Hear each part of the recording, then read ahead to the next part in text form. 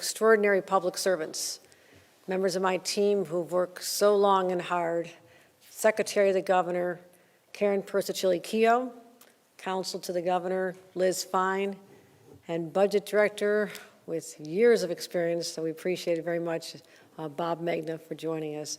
And today we're here to announce that a conceptual agreement has been reached on the fiscal year 24 budget. And I want to first of all give a heartfelt thank you to my partners in government, the leader of the Senate, Andre Stewart-Cousins, the Speaker of the Assembly, Carl Hastie, and their teams. They have worked extraordinarily hard as well, and they should be proud of the work they've accomplished. A lot of long nights, a lot of lengthy discussions, difficult discussions, 7 days a week, but I am so confident that we've assembled the greatest team to work together to put forth a plan that is a blueprint for the future of New York. And I know this budget process has taken a little extra time, but our commitment to the future of New York was driving this. And I believe today we'll be able to unveil the concepts of a framework that'll reveal that what was important is not a race to a deadline, but a race to the right results. I'm going to take a little bit of time to talk about how this budget will position us for generations to come. I laid out a bold vision, a way to make New York safer, more affordable, and more livable. It's what I call the New York dream. And sadly, this dream has been elusive for too many New Yorkers. And that's why this is an historic day for the great state of New York, as we take one step closer to helping millions of New Yorkers achieve that dream of better, more inclusive opportunities for people, making people feel safer when they walk down the streets, where they can find opportunity and success for themselves and their families. That's what this budget is all about. And now let's get into the details. And there's a lot of them. The overall budget is approximately $229 billion. It is balanced. It supports our bold vision for the future without spending beyond our means.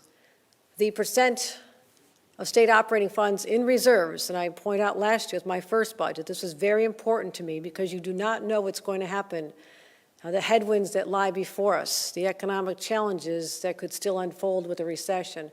I want to make sure we protected New Yorkers, and that's why our reserves are still 15%.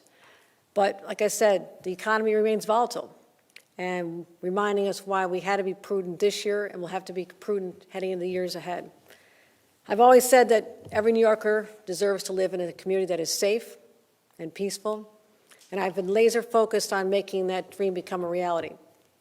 I want to start by talking about New York's bail laws. I've always been clear on where I stand on this issue. Overall, bail reform was needed. I support the core of its true premise, that no one, regardless of money, should be incarcerated because they don't have enough. Accused of the same offense as another individual, one goes free, one goes to Rikers or another jail, simply because they don't have enough money before they've been determined to be guilty. But I do believe that judges should have more authority to set bail and detain dangerous defendants. Data shows that recent decreases in recidivism for the low-level offenses, that's positive, but increases in recidivism for defendants charged with serious crimes. That's why it was very clear that changes need to be made. I'm here to announce that we've made improvements to our bail laws. The agreement removes what is known as the least restrictive means standard, which many judges have said tied their hands. It gives judges discretion. They need to hold violent criminals accountable, while still upholding our commitment to a justice system that is fair and accessible to all, and also ensuring that poverty is never treated as a crime. We knew that changing the bail laws was not all we needed to do to keep New Yorkers safe and improve our criminal justice system. That's why we're investing in this budget $40 million for public defenders to help them retain staff and enhance the services they provide to vulnerable New Yorkers. Also, for the first time in 2 decades, we're giving a pay increase to assigned attorneys who represent individuals unable to afford their own counsel. We're also investing in violence prevention and doubling down on what we know works, the gun-involved elimination initiative known as GIVE, where we send money to communities, and I've seen this work. I've been out in communities like Rochester and Syracuse where this has been successful.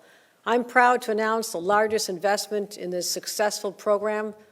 When I first became governor, the investment was $6 million. This year it'll be $36 million. I also want to make sure that our state police have the resources they need to protect New Yorkers, increasing our stabilization units, increasing a number of state police classes, but also making sure that we support our district attorneys as well, ensuring that they have $40 million to do their jobs as well. When it comes to keeping people safe, there are common sense places we can start as well. One of them has to do with fixing our mental health system, because it is broken. The rates of mental illness have been on the rise, and the pandemic only made matters far worse. Too many people can't get the care they need, and for too long we've underinvested in mental health. Today remarks a reversal in our state's approach, a monumental shift. That's why I'm proud to announce that our budget accomplishes over $1 billion and makes critical policy changes to finally and fully meet the needs of New Yorkers. That'll include an investment to create 1,000 inpatient psychiatric beds to serve more than 10,000 New Yorkers a year, investing $60 million in capital and $122 million in operating and outpatient services, allowing patients to be reintegrated into communities and society, supportive housing, 3,500 units. We also know that health care often doesn't cover mental health care. So my budget, as proposed, will prohibit insurance companies from denying access to critical mental health services. We're also going to focus on children's health, children's mental health. They need services now. You give them the services now, you keep them from needing more serious services in the future. So our $30 million investment will help meet the needs of our children and hopefully cut the demand for services by half over the next 5 years. We're also expanding Medicaid access with a $100 million investment for preventative and primary care.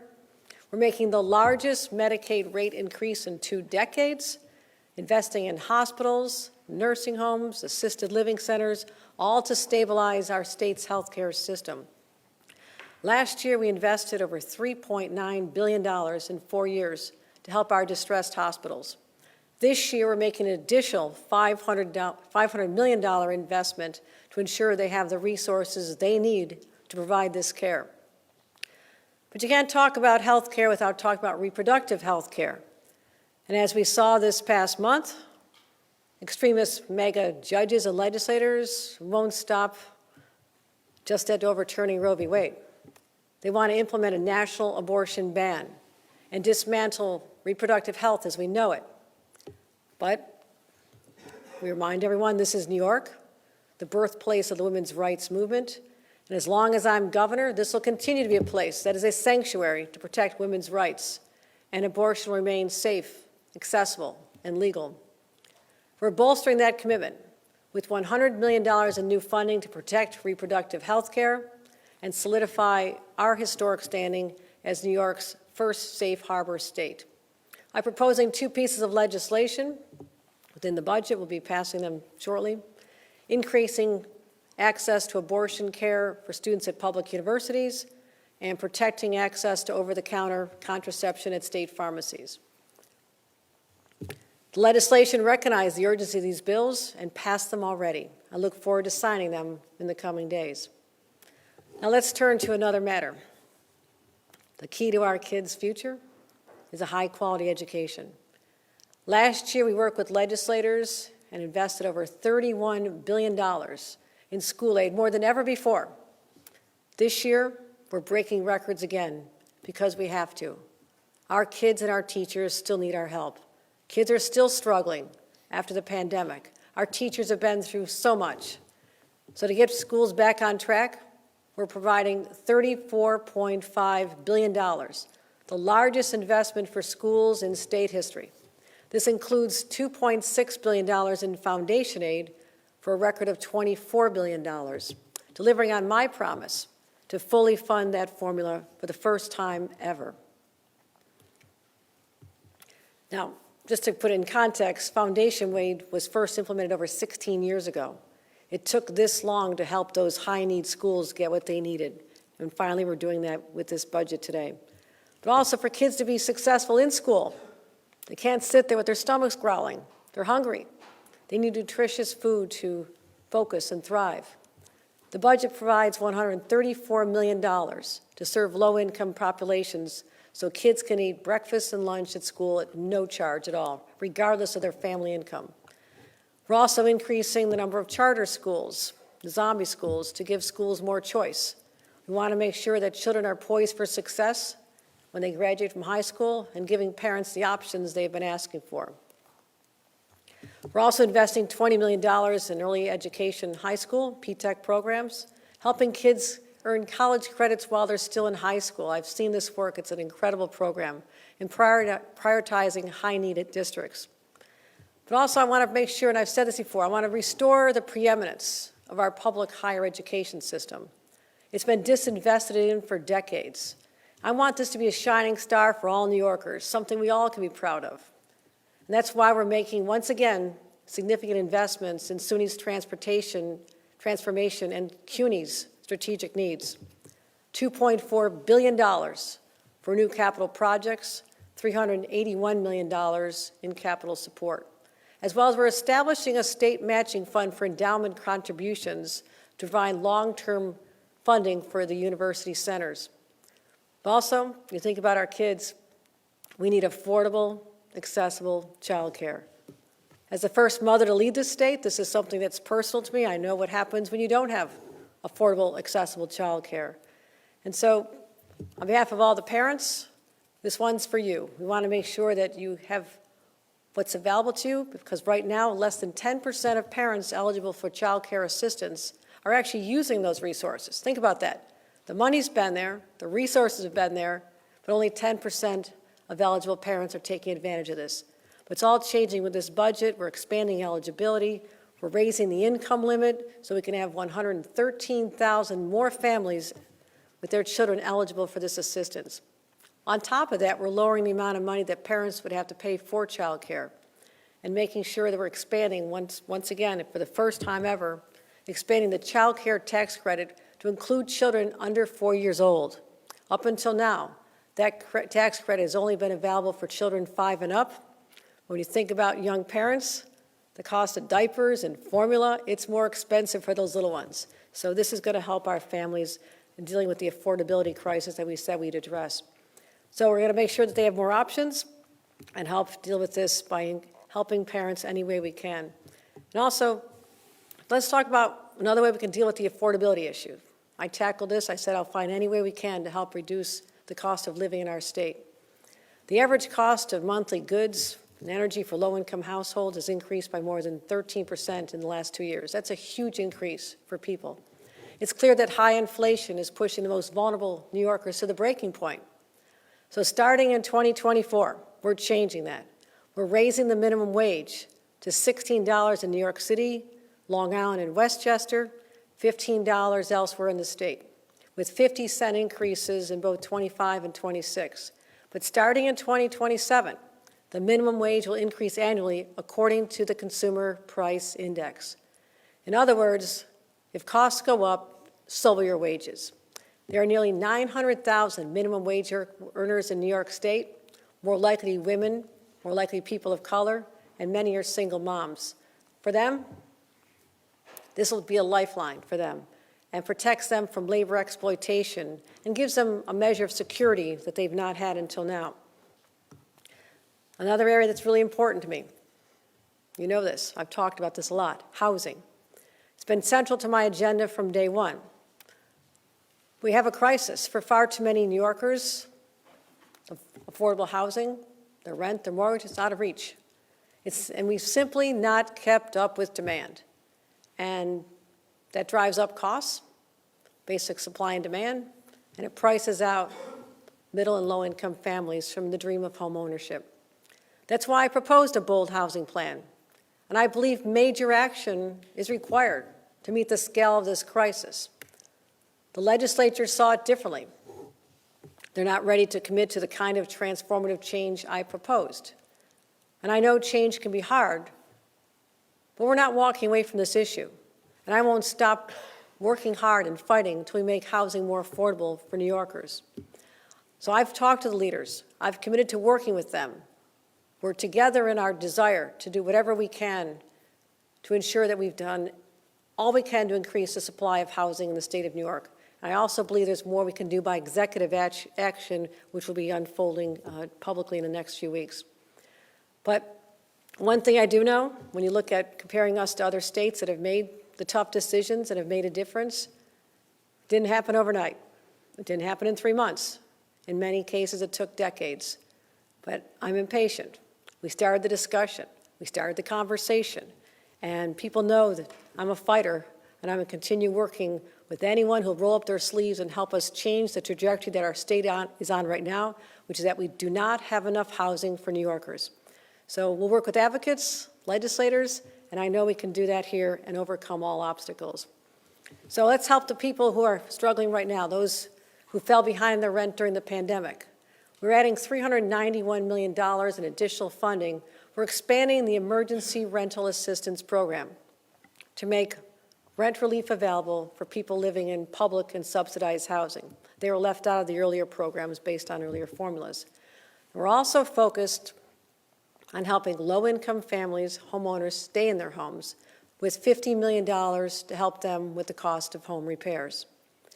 We're proud of creating a nation-leading program as well to get lead out of kids' homes. And this has been a real driver of disparate outcomes in children's mental health, their academic ability, and that's why it's so important that we reduce lead poisoning in our homes across the state. It's time to do something about it. It's way overdue. So the state's going to ensure that all rental units before 1980 are inspected for lead every 3 years. And property owners who don't get rid of this, get rid of the lead, will lose their certificate of occupancy. It's that simple. Let's talk about something else. The MTA, the lifeblood of New York City. It's rebounding from COVID. Just last week, the MTA set a record for ridership post-COVID of 4 million riders. That's good news. We've been plateaued for a while, but now we're moving ahead. But we still have, as a result of the pandemic, the MTA is facing stark financial challenges. The choice was just wait and see what happens, kick the can down the road, or launch a bold strategy of sustainability to shore up and ensure the viability of the MTA for years to come. So, working hard, we rolled up our sleeves again and came up with a plan to generate additional revenue for the MTA. Through a minor increase in the payroll and mobility tax for New York City's largest businesses, we'll provide over $1.1 billion for the MTA. New York City will increase its contribution to paratransit services, support the MTA with an additional $165 million a year, and the MTA will also implement a $400 million plan to make their operations more efficient and save money. And with this budget, commuters in the New York City region will know that this program will not be jeopardized. We're not cutting services. We're not curtailing our investments in this critical piece of infrastructure. So I'm also pleased to announce, as we encourage more people to take buses, take public transportation, that we're launching a 2-year pilot program in New York City to offer free bus service on 5 different lines, 1 in each of the boroughs. And the MTA will decide where the lucky areas are. Let's talk about something else. Rising energy costs. Many families, again, we talk about affordability. Low-income families are facing energy increases of 20 to 30%, higher than just 1 year ago. There's no way they could have budgeted for that. With this budget, we're insulating vulnerable households from exorbitant energy bills and building a more sustainable future. We're investing $400 million to deliver immediate utility relief for hundreds of thousands of vulnerable New Yorkers and provide low-income households with resources to upgrade their appliances, insulation, and heating systems. And that'll go hand in hand with our efforts, with our nation-leading effort to address climate change. Everyone knows we've seen the effects of climate change, the storms, the hurricanes coming to New York, record snow amounts. We're seeing the effects every single day, not just here, but across the nation. Our budget prioritizes nation-leading climate action that meets this moment with ambition and the commitment it demands. So we're dedicating $500 million to build the clean water infrastructure that our communities need, bringing our total investment to $5 billion over the last few years. We're also directing $400 million from the Environmental Protection Fund to preserve open space and advance conservation across New York. And we're going to be the first state in the nation to advance zero-emission new homes and buildings, beginning in 2025 for small buildings, 2028 for large buildings. And we have more to do. And we're going to be working with the legislature if we finalize the budget, as well as getting through the end of the session. But here's a quick preview of what we're doing. A lot of funding is going to localities and generate capital projects in the pipeline. But here we go. I said I would do the hard things in my State of the State. I do not back down from a fight. Not now, not ever. We've accomplished a great deal. We've had a lot of intense conversations. But I believe that New Yorkers will be proud of this budget. It serves so many different needs and helps so many different people, and that's why I'm proud of it. And I also know that I said I would make our state safer, more affordable, more livable for New Yorkers of today and tomorrow. Now that we're reaching the end of this process, I'm confident that's exactly what this budget delivers. Years from now, people will look back at our time, just still coming out of the pandemic. What did we accomplish? Did we accomplish what this moment called for? Did we make a difference in the lives of others? We're going to be able to answer that question, yes. We invested where we needed to invest and let people know they matter. That regardless of where they live in the state of New York, we understand their concerns. They're worried about their safety of their families. They're worried about paying their bills, paying for childcare, good education. So now we're building a path of shared prosperity for all New Yorkers, and I'm very proud of this budget. Thank you very much. All right, any questions on the budget? Yeah, Zach, go ahead. Governor, can you tell us what happened with discovery reform? We were told late today that it dropped out. Yes. This is something that the district attorneys had brought to our attention, asking for some changes. Went through the process of back and forth with the houses. We talked about it at the tables. We thought we had a plan that met the needs, and the district attorneys decided that that was not the path they wanted to go on, despite saying so initially. So since this was not going to do what they'd asked for in their minds, we decided to pull it, and if they want to work on it during the session, that's certainly an option that's available. John? Governor, two questions. First, can you explain, in your mind, what a conceptual agreement is? I mean, I'll just leave it there. Yes, it's what I'm talking about tonight. I talked to the leaders constantly, but a few hours ago, we agreed that we're at a point where the major decisions have been made. There's obviously fine-tuning that has to be done. That'll be worked out over the weekend, but literally bills can start being printed, and we're on a path to shutting down the budget process. And also on MTA funding, you said $165 million for prepared transit services from New York City. That's less than the $500 million you were seeking initially. The payroll tax is only in New York City. It's not the entire MTA region. So how are you making up the difference between your original proposal and this conceptual? No, we'll have enough resources. The numbers work out, and I'll have our budget director explain that. But this is all part of negotiation. We put out a plan saying we can either do something about the MTA or just ignore it. A lot of people in the past have just ignored it. They've not made the investments that need to be made to have a long-term sustainable plan. We could have just done this year to year, but I said, this is too important. This asset is so critical to bringing back New York City and the region. So we put forth a plan that we believe will generate the sufficient revenues to make it operational for the next few years. But Bob, anything to add to that? Oh, Bob's on there. Okay, Bob. Governor?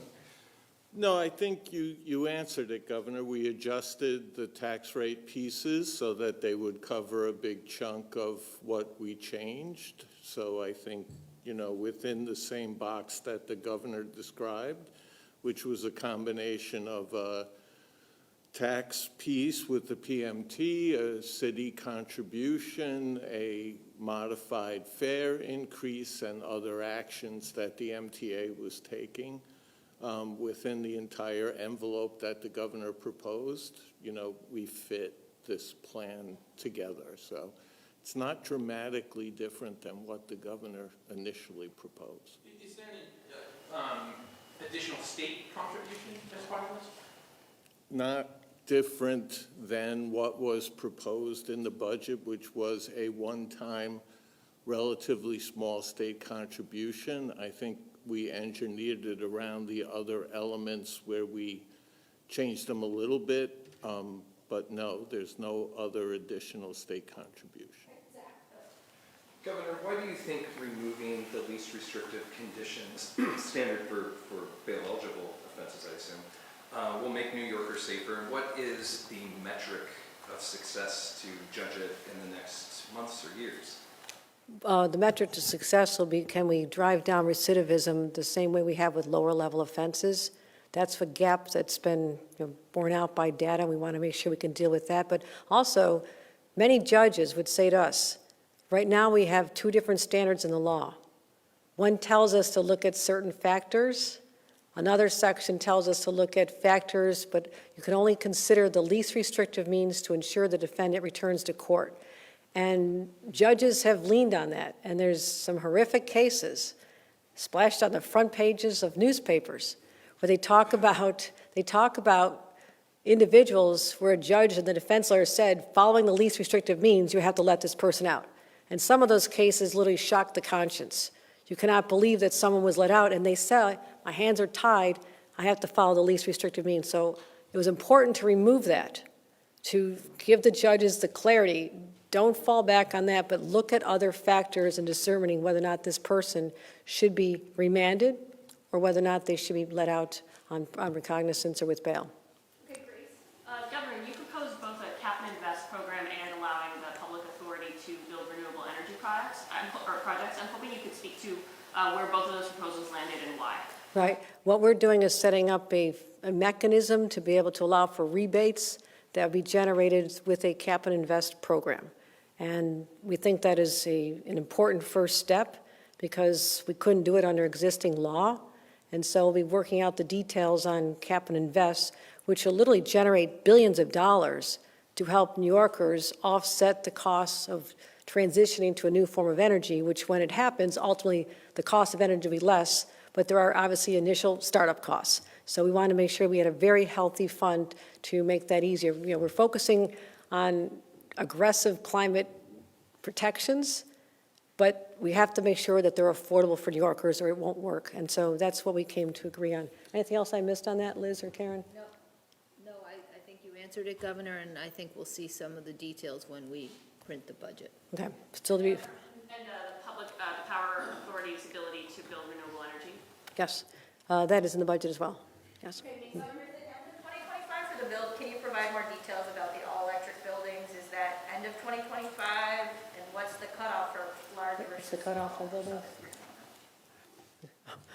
All right, For electrification, 2030, and with some mechanisms to ensure that we have a strong power grid in the state. Okay, Ms. Sue.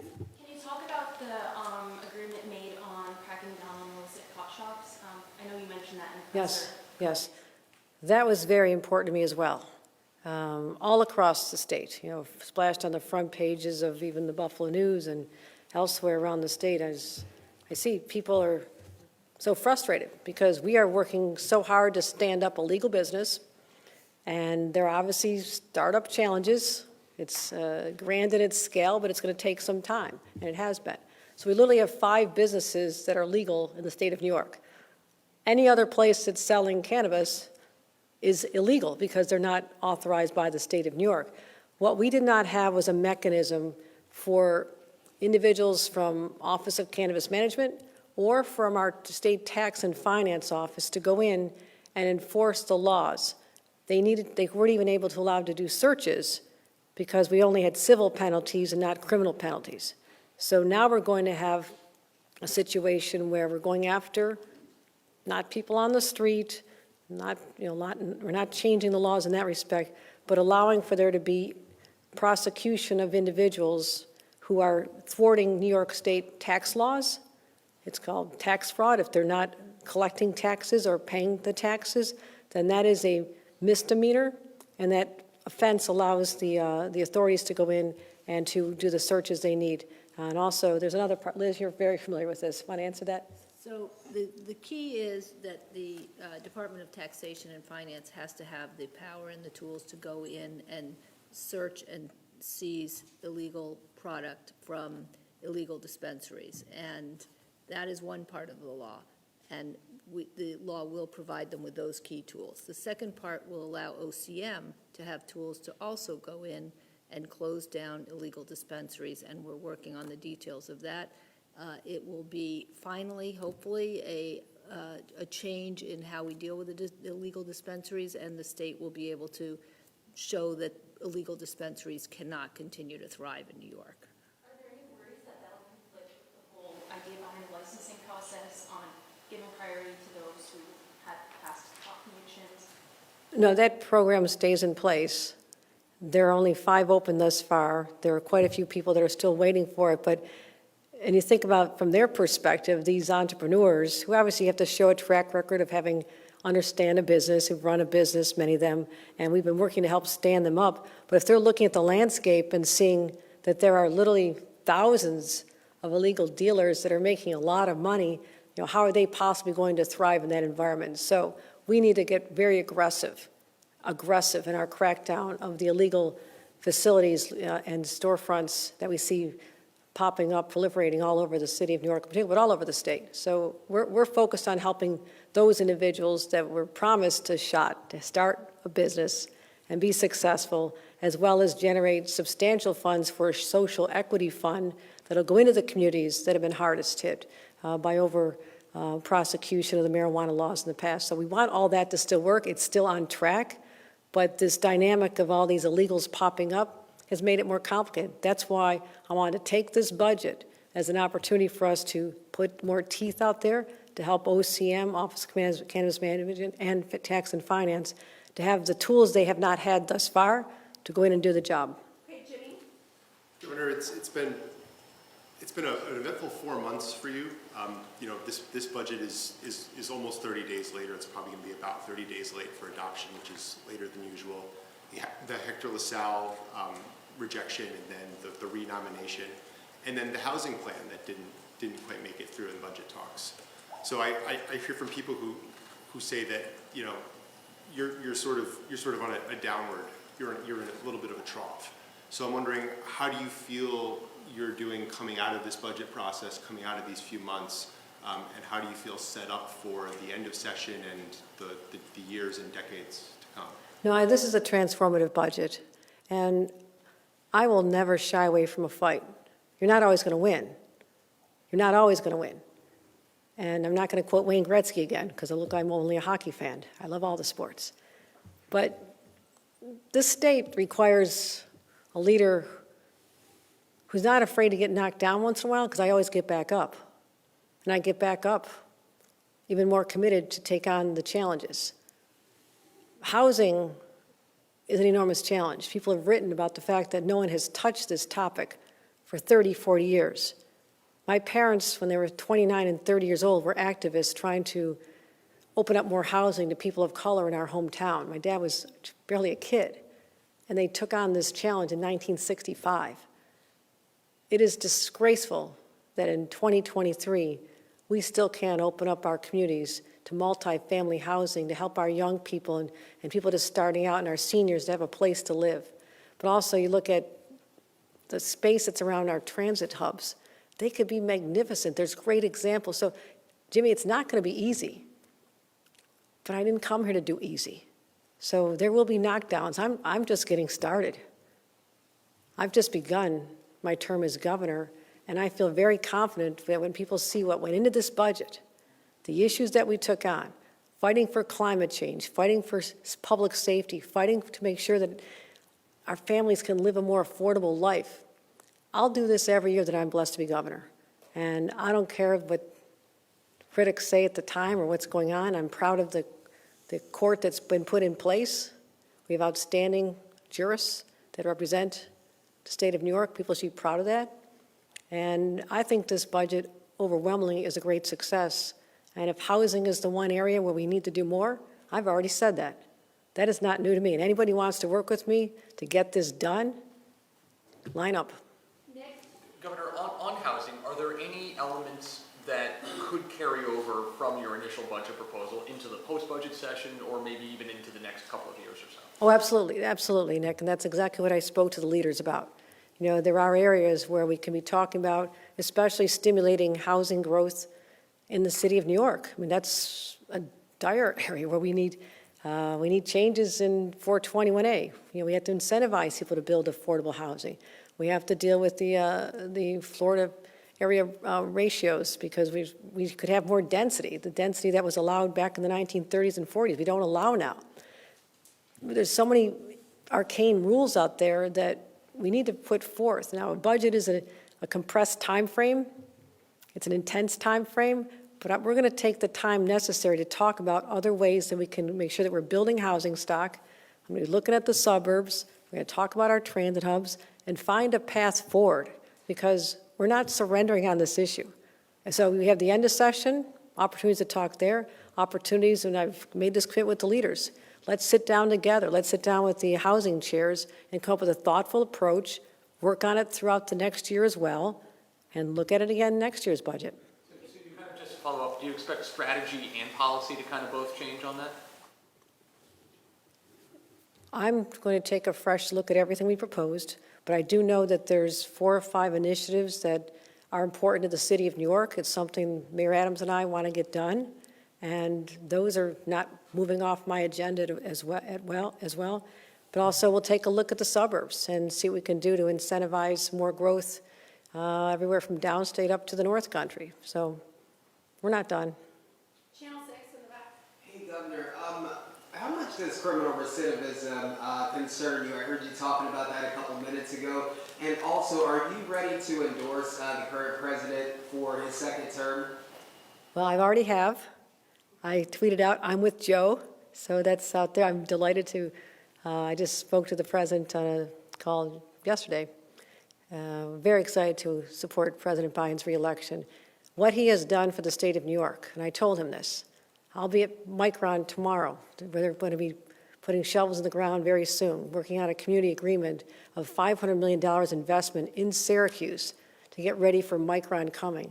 That happened because President Biden and Senator Schumer put together a bill that changed the landscape, and we were able to amplify that by bringing our own program, working with the legislature, $10 billion to incentivize semiconductors. That's just one small example of how President Biden has changed the future of New Yorkers, and I'm absolutely with him 100%. First part of your question? Criminal recidivism, how much did that concern you, Governor, when you went into these discussions? Well, we're concerned about public safety overall. People have this sense of unease. I'm not satisfied with where we are. We have more to do, and recidivism is a problem. But that's not just related to bail. There's a lot of reasons behind that.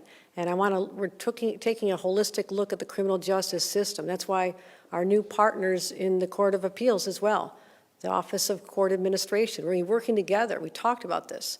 Working together to find out why it takes so long for someone to be able to even have their day in court. When people are languishing, sometimes they're held in jail, sometimes they're out in the street. The longer that goes, there's more chance and opportunity for people to recommit crimes. Part of that is the failure of a system that does not allow people to have their day in court for far too long. So I'm concerned about that, but there's many factors that are surrounding it. But that's another one of the issues I'm willing to take on. Governor, in the bail proposal, does it still include the return to court standard that your original proposal did not have? Liz has the exact language of that.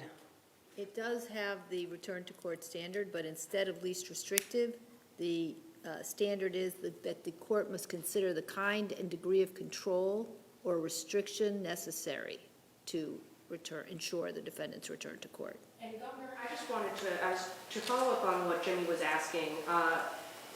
Your statement sounded like it was a promise of sorts that we can expect more late budgets if it means that you are, fighting for these various priorities. Should New Yorkers expect more late budgets from your time as governor? I don't think I just stood here and promised more late budgets. Well, are you saying that that New Yorkers should not expect a later budget next year? Last year's budget was late, this year's budget's even later. If it means that you are able to include priorities such as bail and safety issues, are you saying that you are open to having more late budgets? I will talk about the budget we have in front of us right now. Next year is an eternity away, and I'm going to continue focusing on important policy initiatives that better the lives of New Yorkers, and we'll always strive to meet our deadlines, and I'll leave it at that. Elise. Governor, where did the proposal land on universal school meals? I know you said you were talking about that earlier this week. Yes, we're adding more money to the program to expand more opportunities for people in lower income schools, and in those schools, we're going to ensure that the meals are available to everyone, so there's no stigma associated with it, which has been a problem. So we're expanding. How much are we investing in that, Bob? I don't know if you have that number up. It's roughly 130 million. Okay, so we're investing money to expand the free meals to children, especially in those underserved communities. Okay, time for a couple more, Bill. Governor, you're announcing a three-person deal by yourself right now. How is your relationship with the legislative leaders after this session we've had in the past 4 months? Stronger than you could possibly believe. We literally just spoke a couple hours ago. There's a lot of respect. This is tradition. We've done it this way before. This is our virtual handshake. But I have tremendous respect for them. I really, really do. We had a lot of very healthy debate on priorities. A lot of these issues are very emotional and they're heartfelt for the members and for the leaders. So for us to be able to come together and really put the people of this state at front and center and deal with policies that, again, will be transformative, I look forward to continuing to work with them the rest of the session, the rest of my tenure as governor, and it's a very healthy, strong relationship. Jamie? Exactly how many charter schools were agreed upon and why that number? The 22 charter schools were the ones that had not been reauthorized. They had closed. 14 are in the city. 14 are in the city, and the rest were upstate. So there were 22 that had been shut down that fell within the cap. So that's the number. Okay, Josh, and then we're good to go. Governor, the legislature was interested in increasing taxes on the very wealthy in New York State. Some of what they wanted ended up panning out in the budget, like housing. Why do you think that didn't gain any traction here? Well, I didn't propose a tax increase in my budget. I'm saying, why do you think the legislature's suggestion of a tax increase on the very wealthy didn't gain any traction? I do think that's a question for them. I didn't propose it. I don't want to raise taxes at this time. We have a surplus. We also know that we have to set aside money for reserves, but we were able to work together to put together a budget that didn't require any tax increases. Would you say it was a part of negotiations at all? I knew that it was in their one House bills, yes. Okay, thanks, everyone. All right, thanks, everyone. You mentioned that phrase a little bit ago, Tony and John. Are fares going up more than otherwise known before? No.